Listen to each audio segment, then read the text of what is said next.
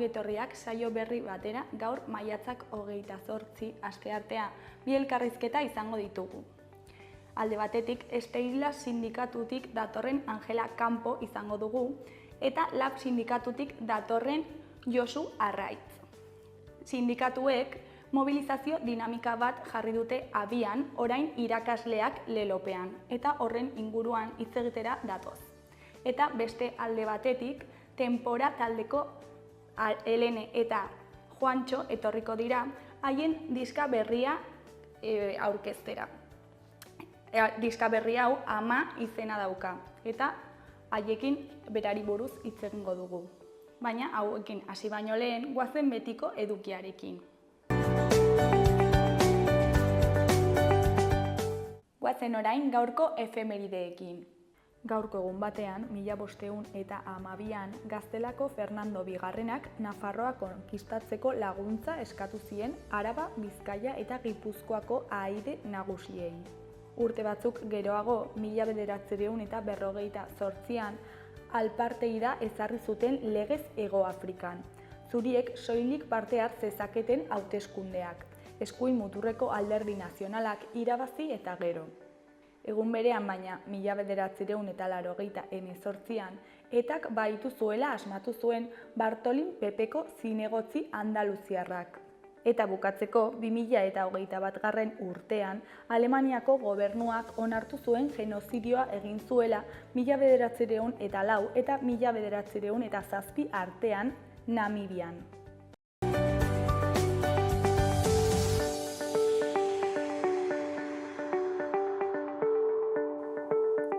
Aste honetarako agenda ikusiko dugu. Asteazkenean bisita gidatua egongo da euskaraz Javier Mangadoren eskutik. Iratiko trenaren ibilbidea Iruñean zehar izenekoa. Arratsaldeko 5etan izango da eta irteera Takonerako portale berritik egingo da. Iratiko trenaren ibilbidearekin Iruñeko zabalguneak nola eratu ziren eta bertako arkitektura mota ezberdinen aldeak ezagutu ahal izango ditugu. Bi egunetan osatuko dugu. Lehenengo zatia, lehen zabalgunea portale berrian hasi, aduanako txokoa, Sarasate pasalekua, Gaztelu plaza eta Diputazioko jauregian amaituko da. Iruñeko lehen zabalgunea. Ostegunean, alde batetik, Oko Andre Maria plazan arratsaldeko 8etan Bidaide taldearen kontzertua egongo da. Kantu eta hitza musika zikloko osteguneko hitzorduan Bidaide taldearen txanda izango da. Arratsaldeko 8etan hasiko da kontzertua O plazan eta sarrera doakoa izango da.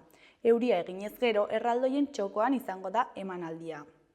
Beste alde batetik, Flop Kultura bideo podcastak Laban eta publikoarekin eginen du denboraldiko azken saioa. Euskal Herria Irratiak ekoizturiko Flop Kultura podcasta Iruñeko Laba elkartean eginen dute maiatzaren 30ean, arratsaldeko 7etan hasita eta publikoarekin. Gonbidapenak 6etatik aurrera banatuko dituzte, Laban bertan, amaitu arte. Luxuzko bi gonbidatu izanen dituzte, Peio Reparaz eta Eusko Printzes.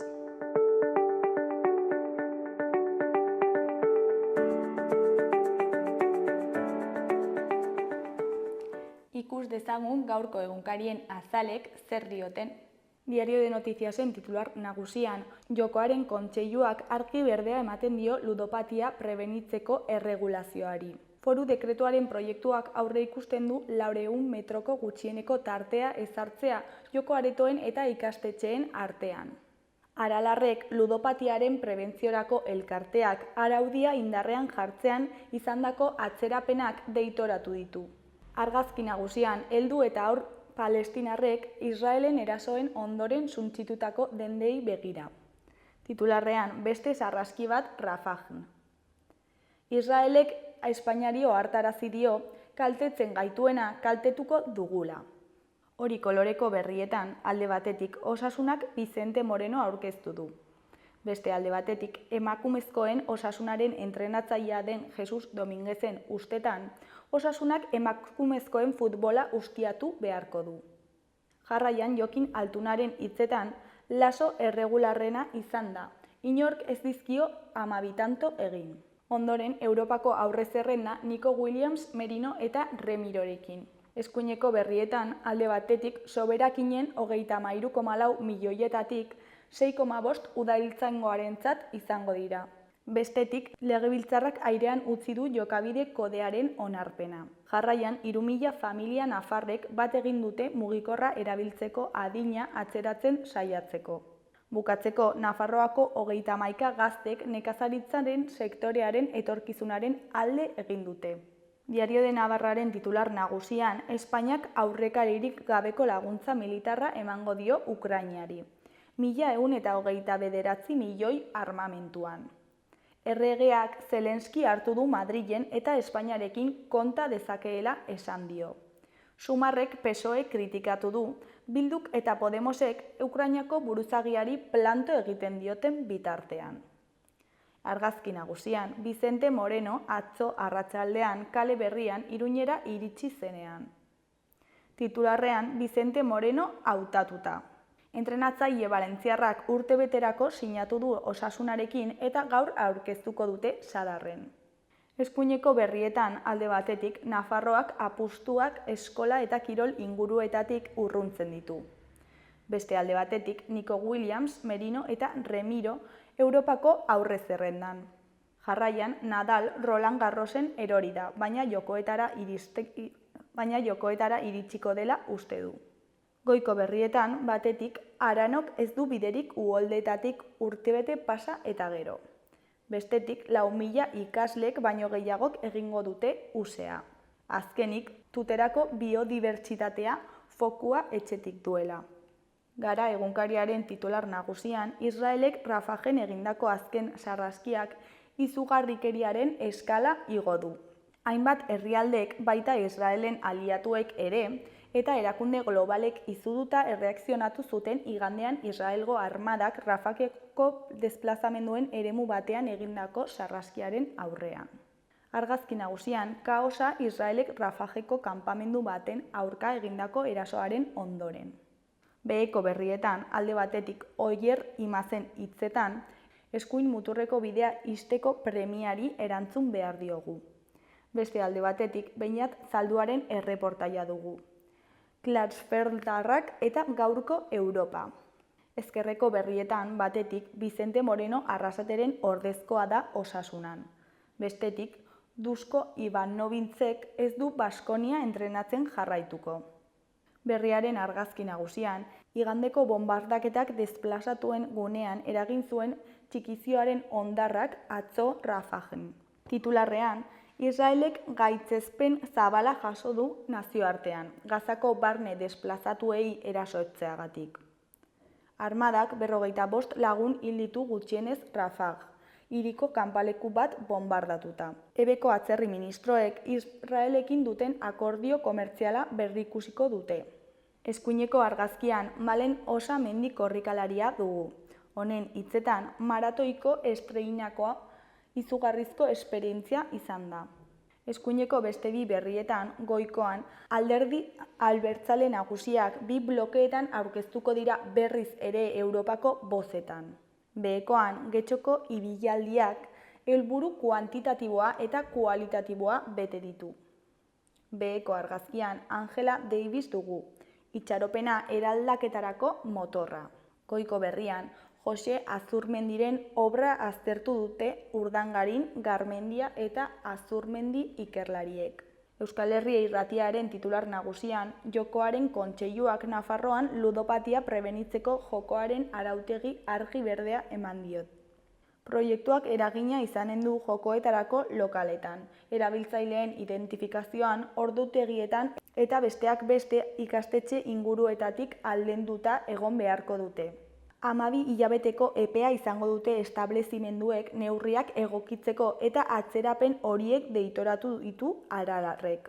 Eskuineko berrietan batetik Iruña Antitaurinoko kidea den Iban Agerriren hitzetan, zezenketarik gabeko Sanferminak gertuago daudela uste dugu.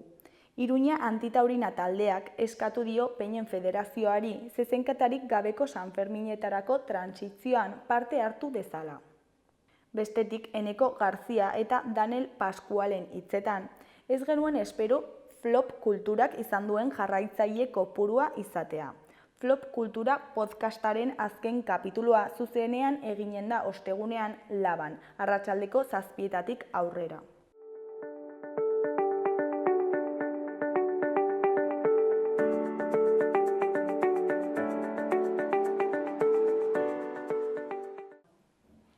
Kaixo eta ongi etorriak gaurko lehenengo elkarrizketara, oraingoan Esteila sindikatutik datorren Angela Campo eta Lab sindikatutik datorren Josu Arraizekin gaude. Kaixo, zer moduz bikote? Kaixo. Kaixo, egunon. Mobilizazio dinamika bat jarri duzu abian, edo, jada zegoen, orain irakasleak lelopean, ezta? Eta, zertan datza mobilizazio dinamika hau? Izenak dioen bezala, hemen gauden sindikatuok eta beste batzuk, nolabaiteko mugimendu bateratua egiten ari garen sindikatu batzuk, Esteila, Lab, baina gurekin batera honetan daude Comisiones Obreras eta ELA sindikatuak, eta guk osatzen dugu, eta hori nik uste dut garbi geratu behar dela, gehiengoa daukagu mai sektorialean. Lau sindikatuok gehiengoa dugu, ordezkatu egiten dugun irakasleen gehiengoa.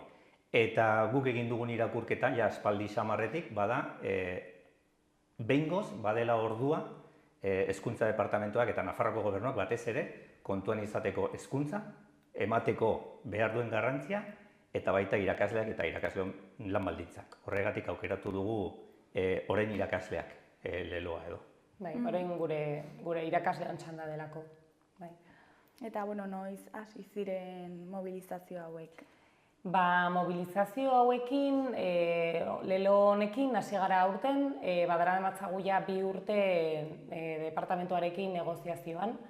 Negoziazio nahi honetan eta oztopo handiak aurkitu ditugu, orduan, negoziazio bidea ez dugu isten, baina konturatu gara, badela momentua gure ahotsa entzuna izateko, kalera ateratzeko, eta irakasleok mobilizatzen hasi behar garela. Orduan, orain indarra ematen ari diogu mugimendu honi.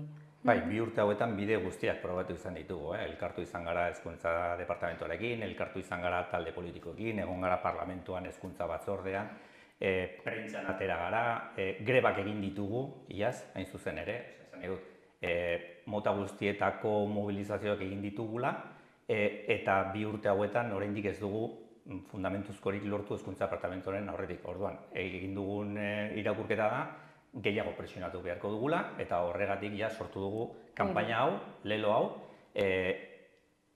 luzapena izanen duela, batez ere hurrengo ikasturteari begira. Ikasturte hau bukaeran dago, eta emango du ematen duenerako, baina orain sortu dugun kanpaina mobilizatzaile honek, batez ere izanen du segidan irailetik aurrera, edo iraian bertan.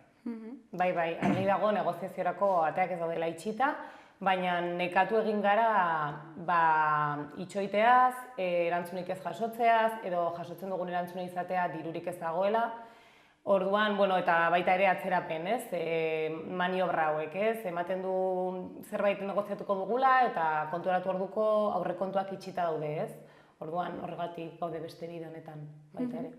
Eta, negoziazioa hitz egiten duzue, baina zein da konkretuki dauden arazoak? Aipatzen ditugu lau gai nagusi, bata eta oso garrantzitsua da ratioen jaitsiera. Eskoletan lanean gaudenok eta oro har familia askok ere badakite gelan ratioak altuegiak direla gainera etapa guztietan. Momentu honetan adibidez haurretalen hezkuntzan 25 ume ratioan daude, DBH-en 30, batxilergoan 33, oro har oso ratio handiak dira. Geletan gauden pertsonok edo orain dela oso gutxi arte egon garenok badakigu nire kasuan 25 ume 25ei begirada ematea oso zaila dela.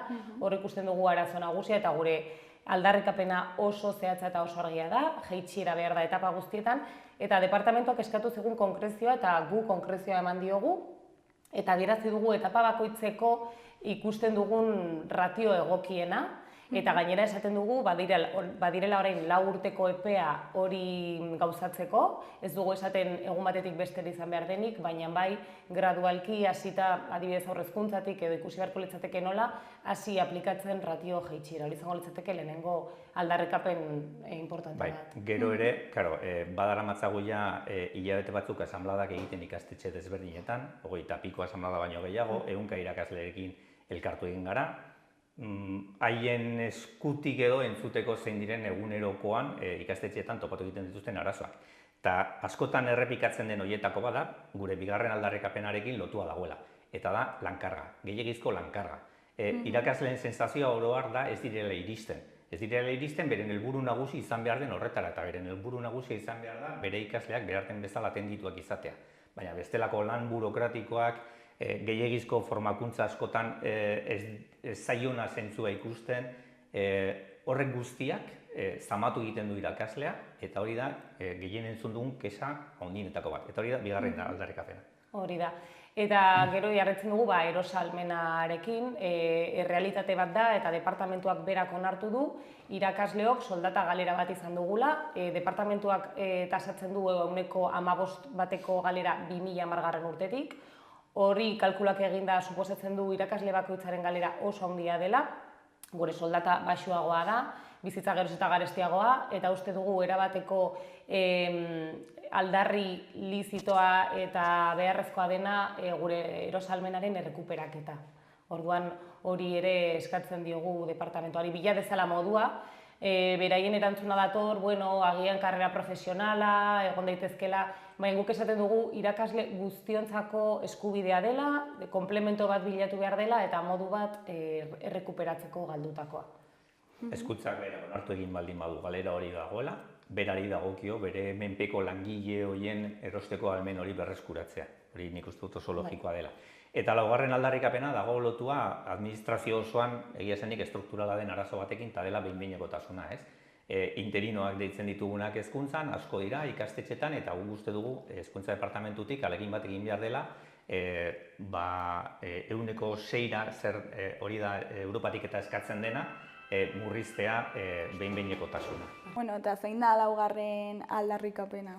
Laugarren aldarrikapena lotua dago behin-behinekotasun tasa altuarekin. Badakigu administrazio osoan ere hala dela, baina hezkuntzan interino kopurua iruditzen zaigu bereziki kezkagarria dela, eta hor eskatzen dioguna da hezkuntza departamentuari ahalegin bat jeisteko interinitate tasa hori. Eta horrela jarraitzen badugu, ze ondorio kartitzak egoera honek? Jarraitzen badugu bilanetatik, gure aldarrei kaso egin gabe, guk nozitzen duguna da irakasleak oso goraino daudela.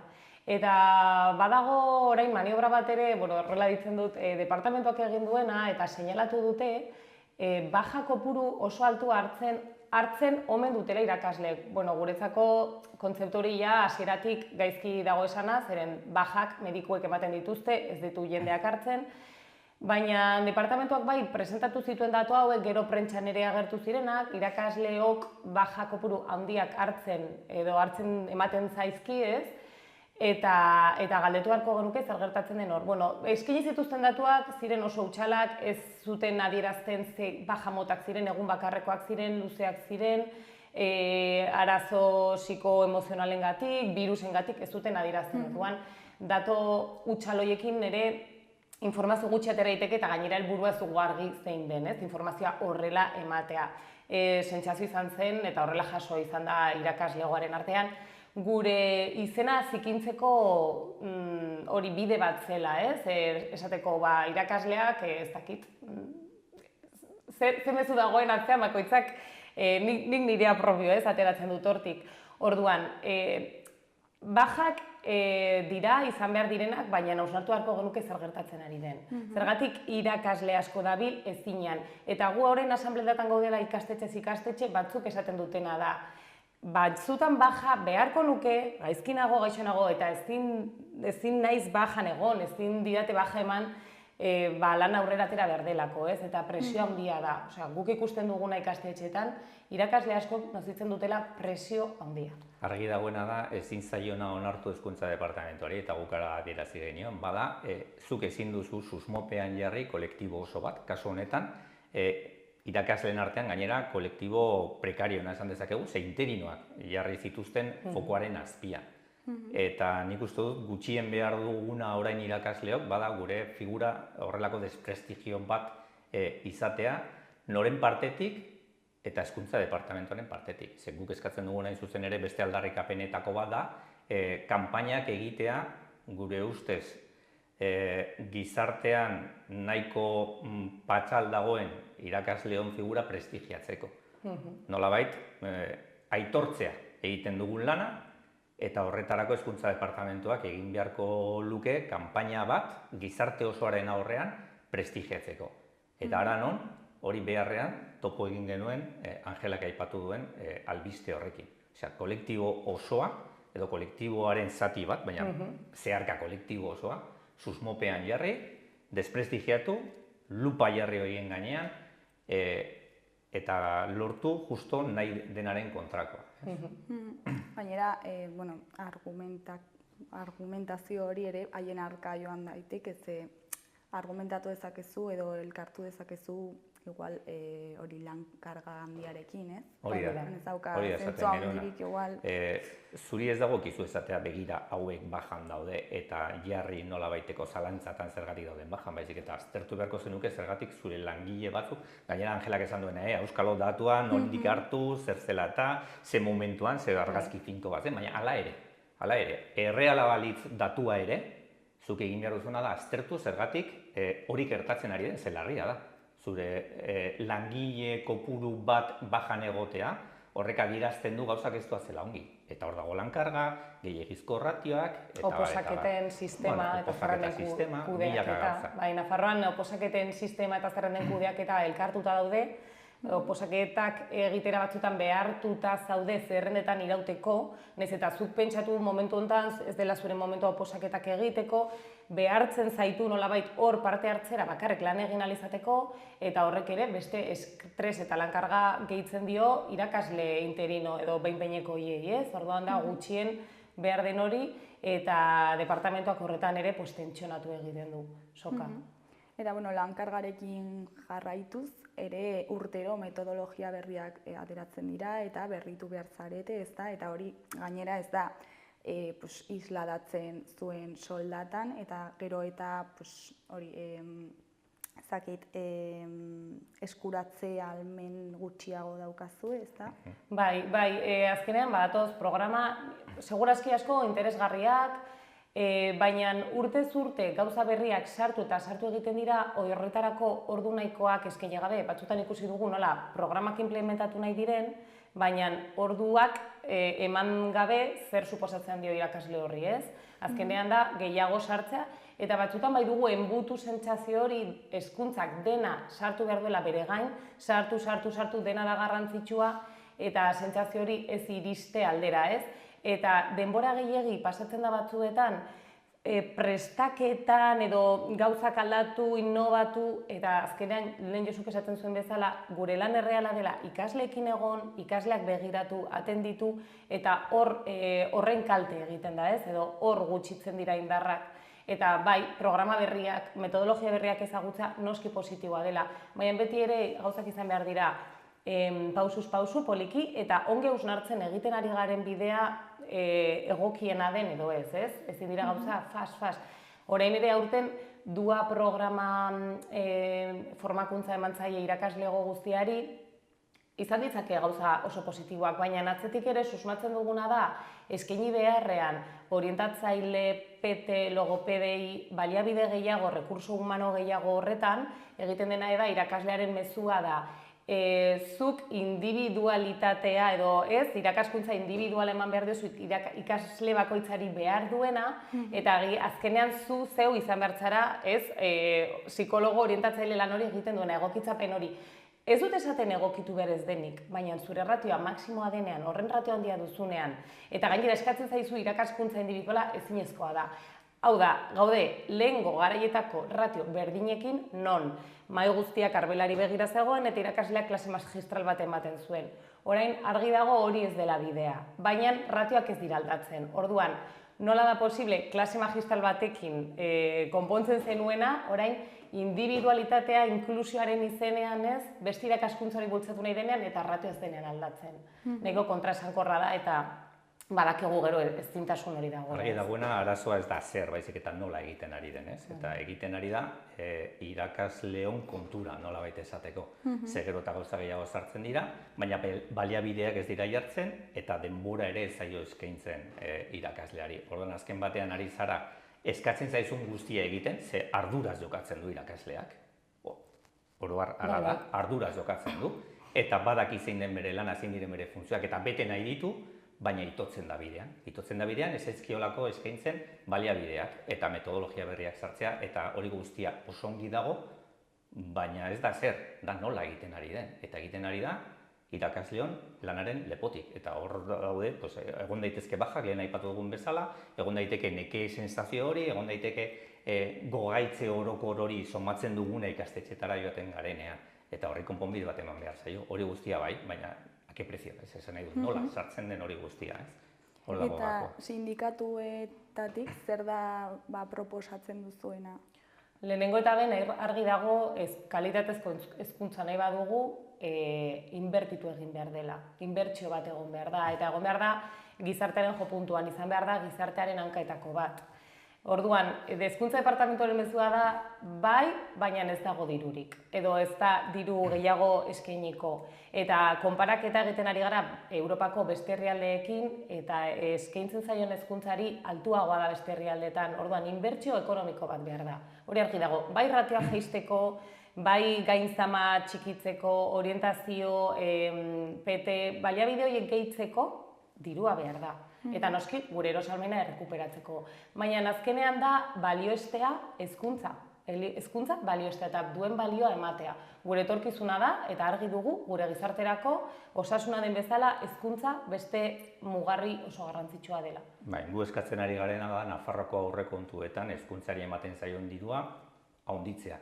Eta gero ja, langileon ordezkariak garen sindikatuekin negoziatzea diru hori zertarako erabiliko den. Guk badugu oso garbi zein diren gure lehentasunak, ja esan ditugu, ratioena eta beste guztia. Orduan, guazten negoziatzera, hezkuntzan dagoen diru horrekin, behar den aurrekontuetan behar den garrantziarekin eta pisuarekin, zer egiten dugun hobetzeko irakasleen lan baldintzak eta oro har gure Nafarroako hezkuntza sistema. Eta ikusten duguna da, orain arte esaten digutena da hain zuzen ere, 0 euro daudela mailaren gainean, edo zer negoziatzeko. Orduan, biztan da, proposatu egiten diguten guztiak ez duela ibilbiderik, ze dirurik gabe ezin da deus egin. Orduan, gure lehentasunak, eta hortara dator gure mobilizazioa, eta zergatik jarri dugu fokoa irailetik aurrera, nahi duguna da, hurrengo aurrekontuak onartu egiten direnean, hurrengo urterako aurrekontuak parlamentuan negoziatu eta onartu egin behar direnean, hezkuntzari ematen zaion dirua igotzea. Eta gero ja, negoziatu diru horrekin zer egin behar den. Baina funtsezkoena da, momentu honetan, diru gehiago jartzea hezkuntzan. Baina, klaro, momentu hori iritsi arte, ze oraindik geratzen da desiente. Oraindik geratzen den denbora honetan, iragarri dugun bezala mobilizazioekin gaude. Bai aipatu nahi dugu, hezkuntza departamentuak aurten eman zigun erantzuna izan zen, ongi entzuten zituela gure aldarreak eskaerak eta lantalde batzuetara deitu zitzaigun sindikatuak. Orduan, 5 lantalde zehaztu ziren, oso aipagarria esatea lantalde bakar bat ere ez duela ratioen afera hartzen bere gain eta hain zuzen ere esan dugu hor dagoela gako handia, beraz, eta bestaldetik esan ziguten bai lantaldeak bai, baina inongo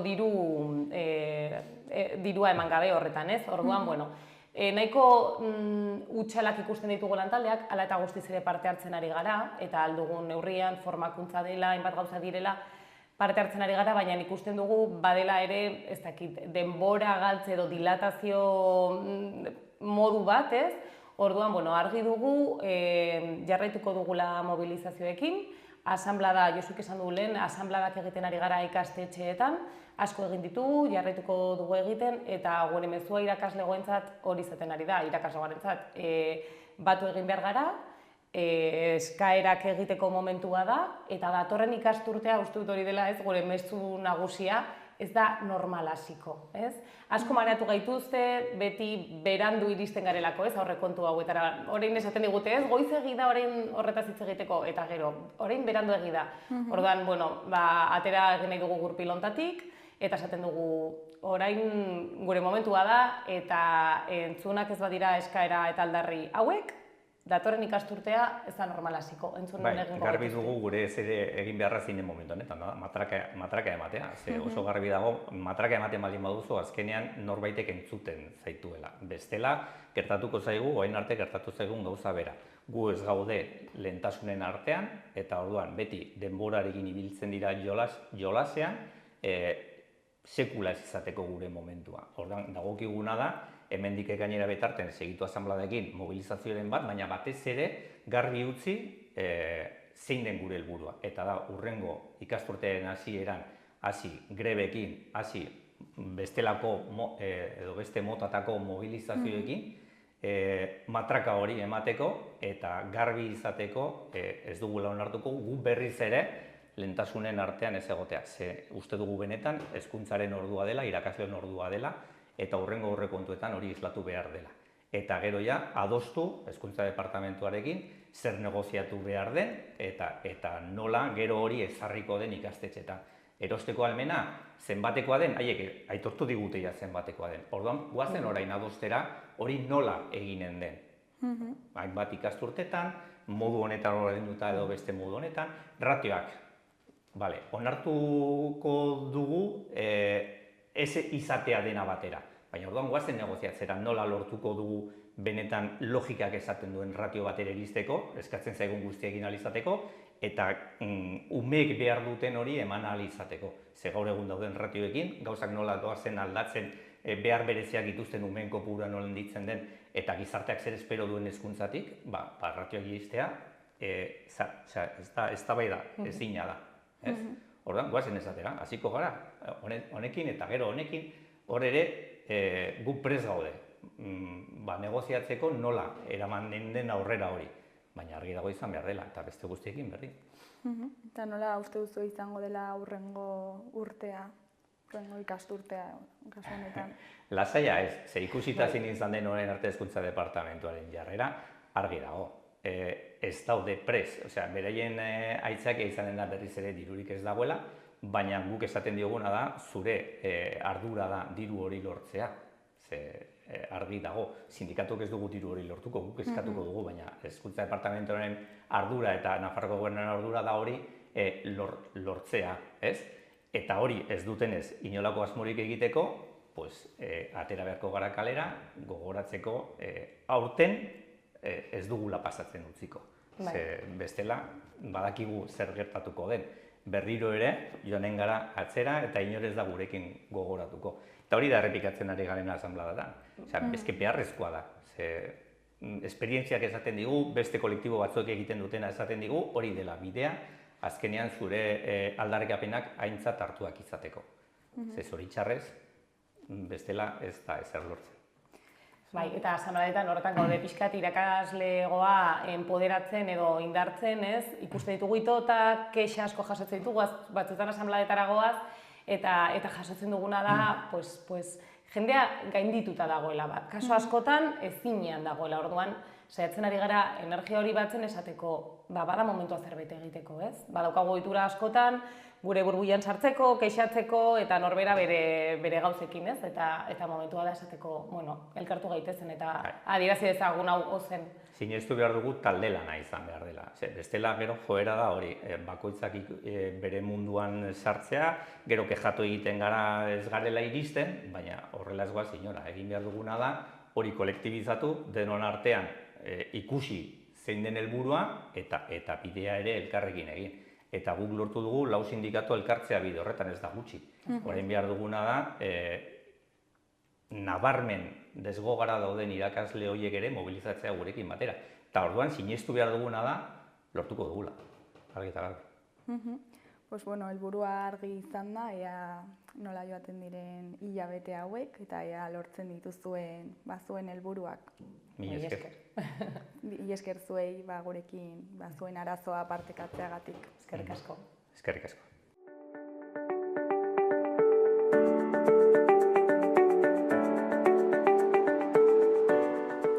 Ikus dezagun gaurko egunkarien azalek zer dioten. Gaur, asteartea, udaberriko giro atsegina izango dugu. Egunaren hasieran lanbroa eta lainoa izango dugu zenbait bailaratan, baina berehala eguzki giroa gailenduko da. Zeruan goiodei batzuk besterik ez dira agertuko. Horiekin batera tenperaturak gora egingo du. Kostaldean 20-22 gradura iritsiko da eta barnealdean 23-26 gradura. Haizea ahul ibiliko da hasieran, eguerdi inguruan ipar ekialdetik finkatu eta indartu egingo da, eta kostaldean nabarituko da gehien bat. Asteazkenean giro eguzkitsua izango dugu hasieran, baina arratsaldean hodei gehiago agertuko dira. Goizean zerua ia oskarbi egongo da, goi-hodei batzuekin. Arratsaldean aldiz, Kantauri isurialdean behe hodeiak agertzen hasiko dira eta gauean hodeiak ugariak izango dira. Iparraldeko haizea ibiliko da eta arratsaldean indartu egingo da, barnealdean batez ere. Tenperatura maksimoak ez dira askorik aldatuko, baina arratsaldean ipar haizea biziaren ondorioz freskatzera egingo du.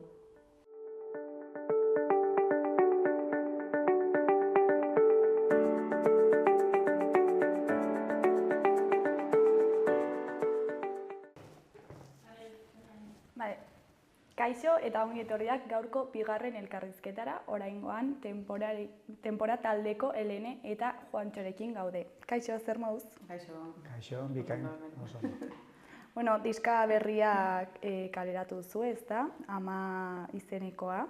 Eta horrekin sartu baino lehen, kontatu iguztue pixka bat, hau laugarren diska da, ezta? Baina noiz sortu zen taldea, nola?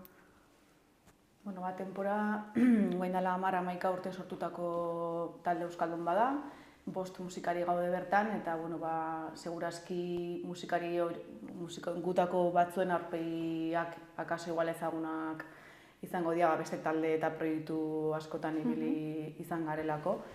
Eta da pop eta jazz artean oso eremu musikal oso zabalak dira, baina esan daiteke nolabait etiketa horien baitan kokatzen gaituztela.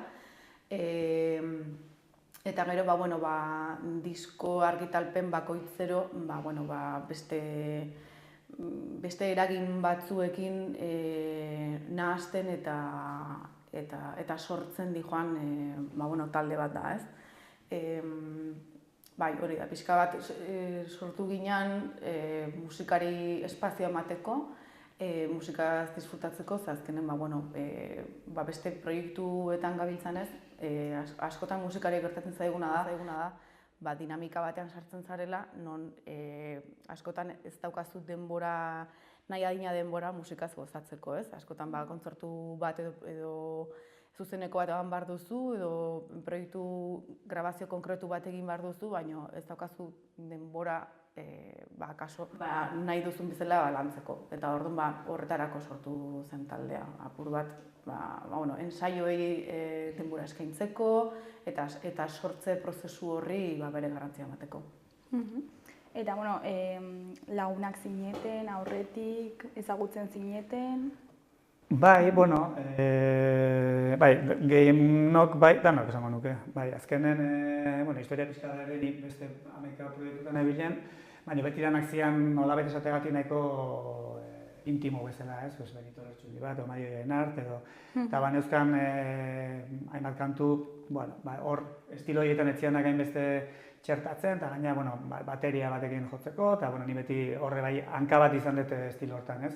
Eta orduan egia da, inguruko musikari onak, baina ezagunen gana jo nula, ez? Orduan bateria Asier Oleaga nik aspaldi berak Ruperrekin jotzen du, beste 11 jenderekin, baina proiektu askotan elkarrekin.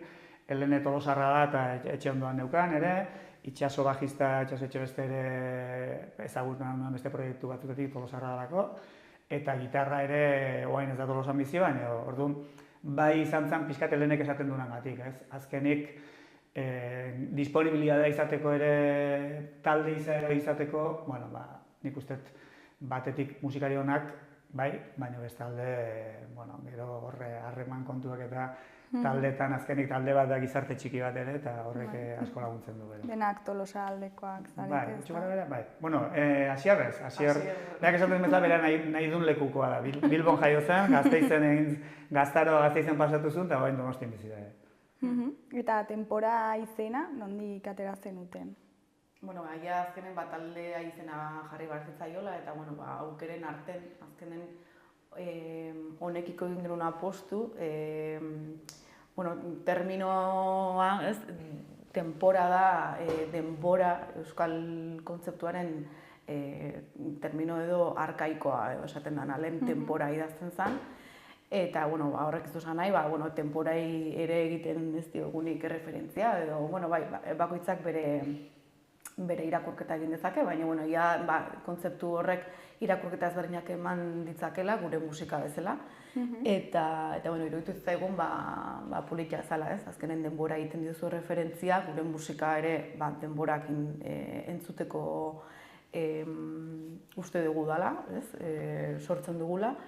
Eta, bueno, bai, pixkat horregatik. Agian ere sortu zenaren helburu horretarako egiten dio referentzia, ez? Esan duzu sortu zela musikari denbora eskaintzeko, eta igual hori ere... Bai, jokua ematen dula izenak. Eta nola izan da urte hauetako ibilbidea? Bueno, nik uste hasieratik garbi gendula zer nahi genduen, ez? Osea, helburua musika egitea zen, genekin ere hasieratik ez zela izango estrofa estribillo nolabait produktu mainstream bat. Batetik hola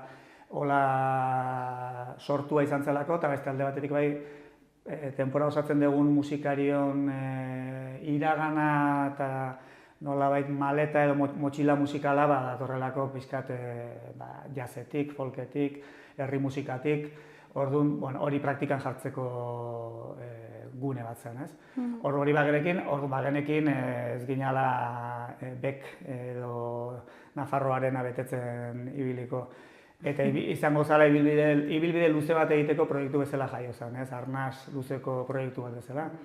Eta, bueno, abide hortan laugarren diskoa dau, 11 urte.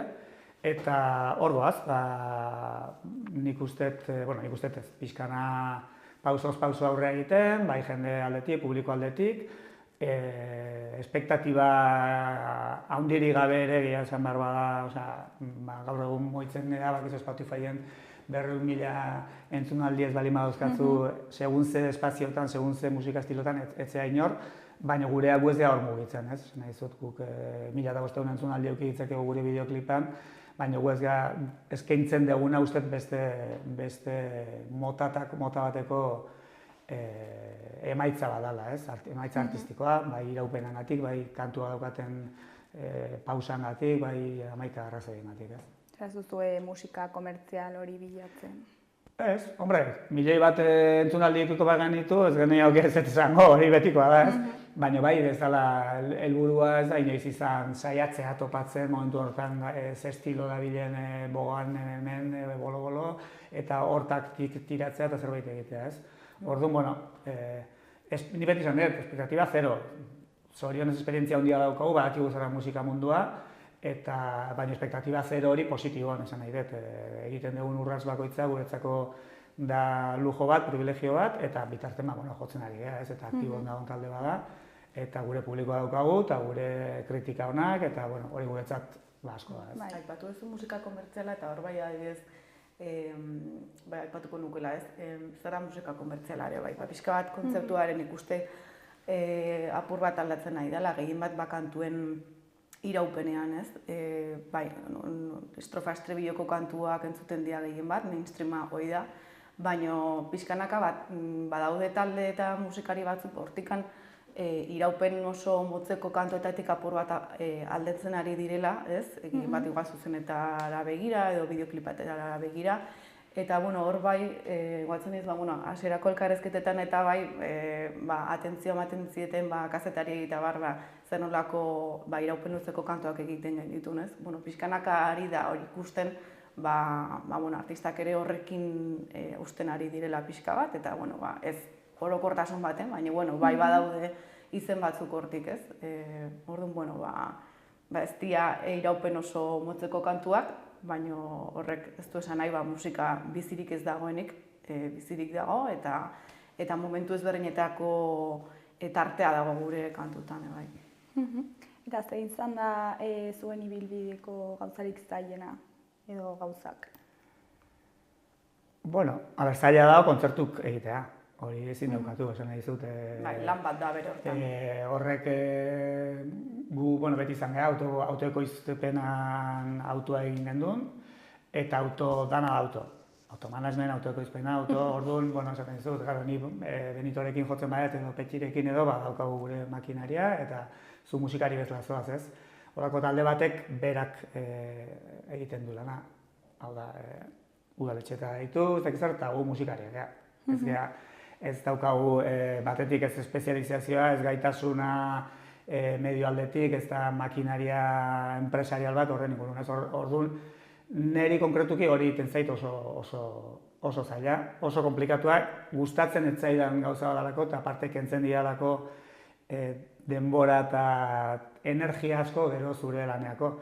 Baina iraberen ezinbestekoa, esan nahi zut, orduan, nik esango nuke zailena hori dala, ez? Momentu honetan, lehenko aipatzezun batek berrian, ez, baina liburu bat idatzen du, gurbizton da uste dela, baina izenekin oso txarren ez. Eta nik aipatzezun egia dara bizi gerela soldautan kultura baten momentu honetan, ez? Eta ez bakarrik maila aldun, handin, baizik gaztetxetan ere berdina dela pasatzen, ez? Nahi dizut, daude talde batzuk eta hori bilatzen da, eta soldauta da zerbait jaia soziala, hor egon behar da, eta nik hor gaur bizu zoragarria irutzen zait, eta azkeneko diskoa izugarri maiteet, baina nik nahi badez jun, ezin dez jun, zen baino lehenago, egon dira 3.000 euro interneten sarrera horiek eskuratzen, orduan kultura bat ere iki horren ingurun, ez? Eta gero, hortik berak gauden talde horiek, azkenen momentu baten egon zaitezkela goran edo beran, asko komplikatzen da, batetik kontzertun programazio aldetik, eta publiko aldetik bai, egia, nik programatzaile askokin hitz egiten duzu, eta esaten zezke, jendea ez di joa kontzertuta. Kenduta, hauek, ez? Orduan, nahi zailena hori zaite, saldu beharra, zure burua, eta... Baina, ofizioaren parte bada ere bai, Eta aipatuzu gaudela hori soldaut garai batean, baina ere gaude efimerotasun garai batean, eta nola eramaten duzue hori. Ze, klaro, igual kanta bat oso famatua da hilabete batez, baina gero ahazten da. Igual lehen irauten zuen denboran gehiago ez nola esan. Nik uste lotuta dihoaztela bi gauzak, ez? Soldautaren azkenen nik uste soldautak arrazoi badauka. Hor dauden talde asko oso onak dira eta denok entzuna ditugu. Baina badago beste talde bat dela, efimerotasun beste horrekin lotuta dagoena, ez da egon behar dut nik hor. Eta kantu hori entzun behar dut. Eta bizilagunak entzun badu, nik entzun behar dut. Eta orduan, bapatekotasun hortan bizi gara, ez? Lehenek esan du ere. 6 minutuko kantuk egiten ditugu, eta guretzako 6 edo 4, eta ez da gazoik, baina egia mugitzen den industria deitzen gu, ez dut ez industria gareni, baina industria musikalan 180, 2 minutu terdi, 3 minutuko kantutan sartzen dela, eta gaurko aste hontako kantua, ja gongo azten, ja ez du ia balio, ez? Salbuespena badaude baino.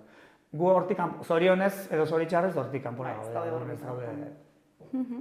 Eta jazz, pop izan dira zuen estiloak, baina beti hildo horretatik jarraitzea espero duzue edo aldatzea? Esan bezala oso esparro musikal zabalak dira, ez? Gaur egun zer ez da popa entzuten dan gauza asko gonarten, ez? Baina, bai, ere moietan esan daiteke kokatzen gaituztela, ez dugu gure burua kokatzea gustatzen, azkenen, iruditzaigolako proiektu oso pertsonalitate askoko proiektu bat dela, izaera dauka, gehien bat oso aberatsa dalako, ez, anitza dalako. Orduan, ez dakit, askotan ez zaigu oso erresa egiten gure burua kokatzea.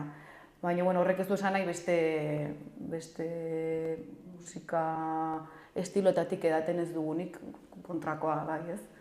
Eta kasu honetan diskoaren ekoizpenean edo produkzioan ere Aitor Etxebarria egoteak ere bere garrantzia dauka eta eramaten gaitu estilistikoki edo beste eremu batzuetara, ez? Orduan, beti uzten dugu apur bat entzulearen esku kokatzea eta baina egia da Aitorren eskua garrantzitsua dela gure proiektuaren brillo horretan, ez? Eta nontxe hasi zineten disko berri hau prestatzen? Disko berria nik uste, pandemia tokatu zen tartean, aurreko diskoa aurkeztu genduen pandemia betean, justu etxetik atera gintuzten garai horretan, eta ordurako disko hontan sartu ditugun kantu batzuk eginak zeuden, eginak egin. Orduan, izan da 2 urteko prozesua, eta esango nuke, bi ardatz nagusi horiekin, abia puntua izan zen pandemia, eta pandemiak gauza txar asko eukizitun, baina hasiera mentzat eukizun gauza bat ona izan zen, sortzaileok eta denbora asko eukigendula guretzat. Gero pixkat gure kontrara etorri zen gauza bat izan zen, AH-etik atera ezinik, baina hasieran nire kasuan adibidez izan zen oso une produktiboa. Eta kantu batzuk hortik edaten dute, horra abiatu zen, 2021 zen pandemia, jaztuta gaude. Eta grabazioa lehengo urte osoa, orduan, esango nuke 2-3 urteko prozesua dela. Baina ez da prozesu bat horretara bakarrik egondako prozesua. Tarten etenaldi bat egin genuen kontzertuekin eta hasi disko berria prestatzen. Eta disko berria Ama izena dauka, ze kontzeptu hain konkretu eta zabala aldi berean, ez? Zergatik hautatu duzue izen hau? Igual Juantxo kontatu dezake hobeto, justu garai hortan, ez? Bai. Lehen esan dut, lehenengo diskoa pixka zeharkatzen duen lehenengo gaia esango nuke pandemia dela, eta hor da, erlauntzaren erregina dela Arkaitz Kanoren testu bat, justu, etxeetan metaforikoki ez, erlauntza da gure etxea, bakoitzaren etxea, eta gu ginen erreginak ez, danak zelatatzen eta bakoitza besteari begira, eta honek zaborra noiz ateatzen duen, eta besteak zer egiten duen, eta hori da pixkat, bai, ez? Danok gogoan dauzko, aztu zaigu, baina hola ibili ginen denok, ez? Hasieran oso ederra zan dana, eta lehen komentatzen duen, ez, erizainei txalokata ibili ginen, baina gero hori pixkat etzan hain ederra izan, ez? Eta beste alderdi ilunago batzuk izan zituen. Eta bigarren gaia nagusia izan zen, nire ama izan, hauen dela 3 urte, 3 erdi. Eta, hor justu hilda berehala kantu bat egin nun. Nahiko hilda berehala, ez esango nuke beha hiltzena izan momentun egiten egin izan kantu bat koinzidituzun bere eriotzakin, eta oso, askotan ez dakizu patua dan edo kasualidadea da, baina hola izan zen ez, eta banekin kantu bat egin marrun horrekin, gero hitzak egin nizkion, eta hori izan zen Ama kantua. Eta hasieran ez neukan hain garbi kantu hori sartuko genduen edo ez diskoan, zuk esan duzu bezala batetik ahi oso konkretua eta gaina personala dalako, ez? Eta azkenik denbora talde bada ez naiz ni bakarrik, nire diskoa balitz sartuko nuen. Baina gero irakurketa izan zen pixka bat zu diozu nahi, ez? Ama da konzeptu bat oso zabala, denok daukagu ama bat, baita ere hor Ama lurraren konzeptuare badago, ez?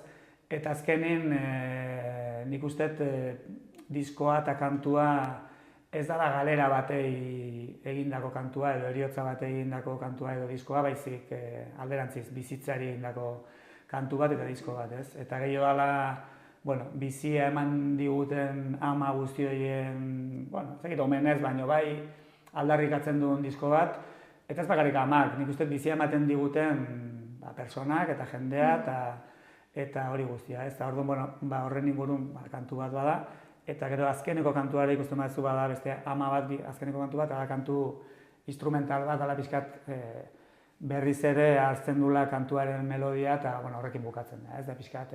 Eta esango nuke, horren ingurun nabilela azkenik disko osoa. Eta 6 kanta ditu disko honek, ez da? Zergatik 6, zerbait... Berez 7 bezala ikusten dira, ia da kantu, esan duen bezala, Juantxok 10 kantua instrumental bezala entzuten dela bukaeran, horrek borobiltzen du apur bat gure proposamena. Eta, orokorren badadia kasu honetan 7 kantu, batzuk berriak, eta besteren bat, adibidez Iraolanekoa disko horrekin hasten da, Juantxo, esan daiteke Juantxo dela, taldeko zuzendaritza musikala edo eramaten du berak, eta, kasu honetan, berak konposautako kantu bada, baina dela ia urte desente, eta, baina egia da, Juantxoketanek askotan jo izan dugula... Solstizioaren omenezko kantu bat, kontzertu bat egiten genuen, eta hainbat kontzertutan, gero aparte ere bai, eta, egia da gure oso kantu bilakatu dela, eta, azkenean temporizatzeko aukera sortu zen, eta gehitu egin genuen. Eta, kantuak batetik bestera oso ezberdinak dira, estilo aldetik bai, eta, nahiko aniztasuna da, bai. Esan behar bazeude kantu gehiago, Bai, bazeude, baina, Orduan, ez da erabaki konstiente bat ere 6-7 izatea, posible zan 9 izatea, baina azkeneko momentun 2 kendu genitun. Pixkat lehen esan dezulangatik, ez? Gaur egun eta leheno zeuden mini LPek, ez dakit zer, denetik dago gaur egun singleak nagusi dira, ez? Kantuak banak ateratzea. Eta, 6 kantu, ez dakit 40 minutu 30 ez dakit zen badian. Zergatik, ez? Eta gaina ikusten genuen bazeukala osotasun bat, nahiz eta esan duen bezala gauzak gertatzen dian, eta estilo aniztasun badago koherentzi bat, azkenen 5 musikariok bere ahotsak hitzek ematen dioten koherentzi bat. Eta ez gendu alderantziz 2 kantu horiek azkenen kanpoan utzi genitun, pentsatzen dut, urrungo disko baten etorri daitezke, edo beste proiektu baterako gelditu, baina ez da erabaki konstiente bat ere. Eta luzeak dira kantuak? Orokorrean bere denbora ematen diegu kantuei.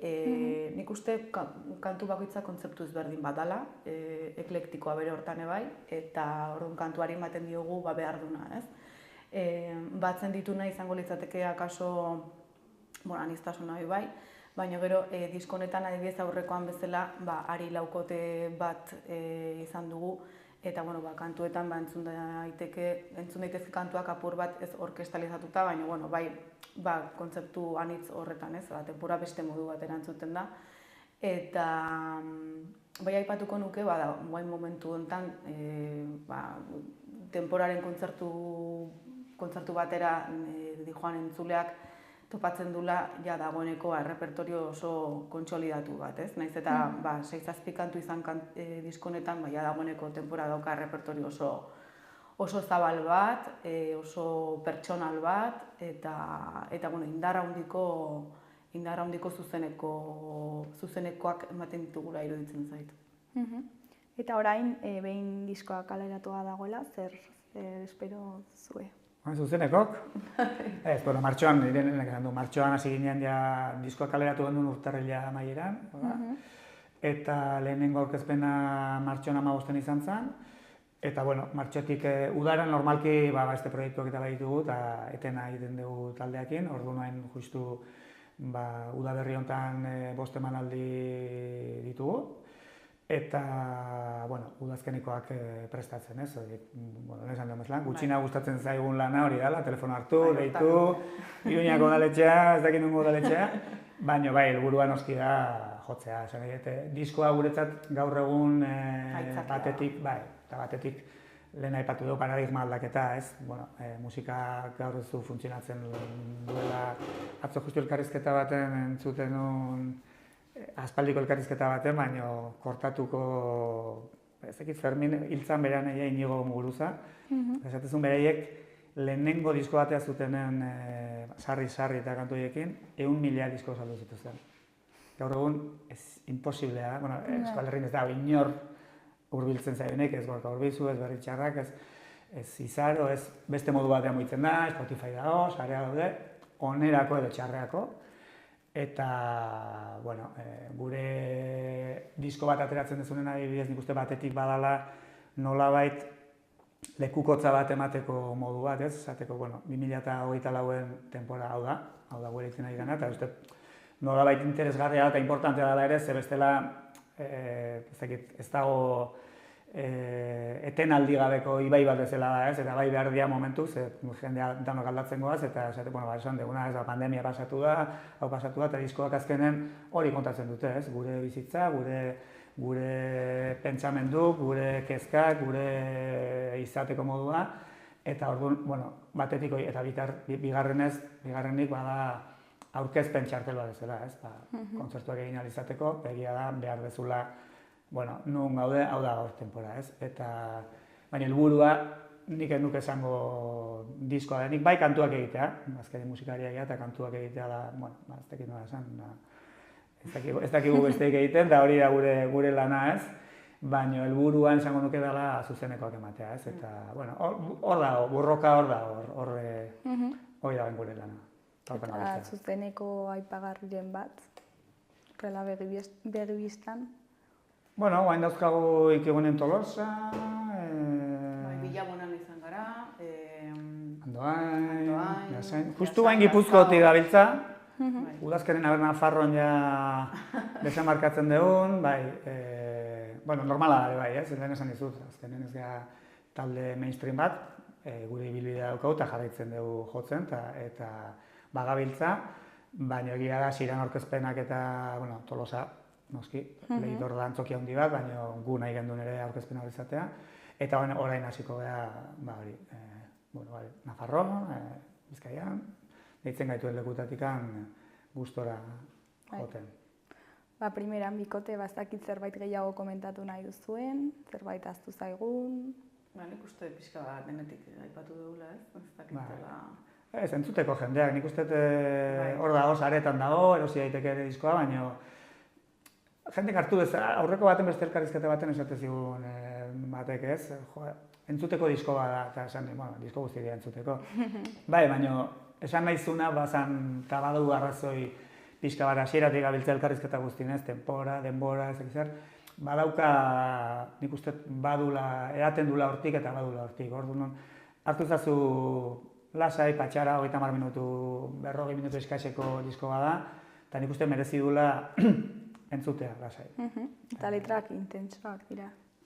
Bai, bueno, azkenen garrantzia ematen dio musikari, baino hitzei, bai, ez? Eta horregatik gure kolaborazio garrantzitsuenetako bat gure letristak dira, Arkaitzkano eta Carlos Nazasoro, tarteka ere Leire Bilbao idazlea ere gehitu zaigu, eta bueno, gure artean taldekideren batek edo bestek ere idatzi izan ditu hitzak, baina egia da, garrantzia ematen digula esan egiten dugunari, oda musikari entzuten dugunai, baina esan nahi dugunari ere bai, ez? Eta azkenen tempora bada mekanismo bat edo bide bat, Juantxok lehen esan duen bezala, momentuan, 2024an, temporak hau sentitzen du, tempora hau da, hau pentsatzen du, eta hau nahi du, ez? Orduan hori pixka bat islatzeko bideo bada, eta orduan gonbitea ez bakarrik entzuteko, baizik eta irakurtzeko ere bai, noski, ez? Azkenen letrak intentsuak, denetik dago, ez? Azkenen bizitza islatzen dugu, orduan nik uste entzulea erreflejatua sentitu daitekela momentu batzuetan, irakurtzen duen edo entzuten duen lanana bera, eta bai noski. Iraulanekoan bada esaldi bat, ni asko gustatzen, esaldi bukaera bat asko gustatzen zaitena, eta ni uste definitzen dula bai temporan izaera, eta bueno, nik uste jende gehien ona, ez, baina da, irauten dugu ez gara mil, ez da, bueno, esan dizu solstizioko kantu bada, ez, bizitzari egindako beste kantu bat, eguzkiari, eta laburpen hori nahi asko gustatzen, ez, irauten dugu, hemen daude, bueno, hizkuntza bezala, eta gure zuek bezala, eta hau dana guztia bezala, ez gara mil, ez da, nik uste, hori ala gure bokazia, irauten jarraitzea, lanen jarraitzea, eta amildu gabe. Bueno, bikote, mil esker gurekin aurkezpena egiteagatik, eta ea zer moduz joaten diren zuzenekoak. Hori da, zuei, mil esker, hemen izateagatik, hemen hartzeagatik. Agor. Aio.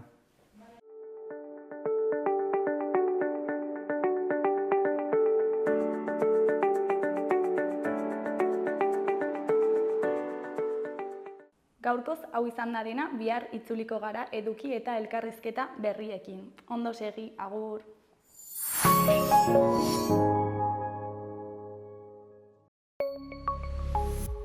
Gobierno de Navarra. Nafarroako gobernua.